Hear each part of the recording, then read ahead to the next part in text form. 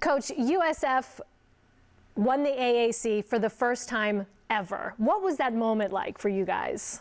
Well, it's incredible to do something like that and just see the joy in all the student athletes' faces. You know, you don't accomplish something like that if you don't have incredible student athletes like we do in our program, and also an incredible staff. I'm just glad we got an opportunity. You know, we've been in a conference with one of the best teams in the country year in, year out, 16 years in 2 different leagues with Connecticut. So when you get an opportunity to win a regular season title, it's awesome. You've seen the growth of this program over the 2 decades that you've coached. What has it been like for you to see this program get to this point?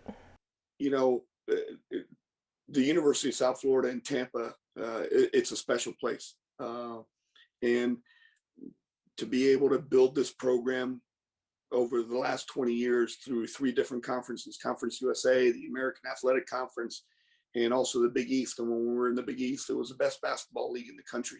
To see where we were and now where we're at, that we're being recognized as one of the best top 25 programs in the country, and we're a perennial NCAA tournament team. We've come a long way, and now it's just continuing to build on that. You guys have earned the top seed in the American Athletic Conference tournament. What are your expectations for next week? And how would that feel for you guys to win the regular season title and then the conference tournament as well? Well, the expectation is to go to Dallas, and we'll play the winner of Tulsa-Wichita, the Wichita State, the first game, and then if we can get by that game, you got Temple and Tulane as your second game. We've been in the league now 8 years. The previous 7 years, we've always made it. We've made it to 4 championship games, and the other 3 to the semifinals. So the expectation is to, of course, every coach says to take one game at a time. If we do that, hopefully we'll have an opportunity to be playing for a conference championship again. You had a stretch of 13 straight wins, ranked as high as 12th in the nation. There's a lot to be happy with this season already, still more to go. What's been your most proud moment up to this point of the season? The proudest moment was, you know, it was really tough that this is a really unique year. What the student athletes have been going through, taking online courses. You know, we travel, and you're always wearing a mask. You're sequestered in a hotel, and you're just playing basketball. And the student athletes are going from their apartments to the MUMA practice facility or the Yingling Center and back. So everybody's life has changed through this pandemic. And the toughest part is we had a 31-day layoff where we didn't play a game.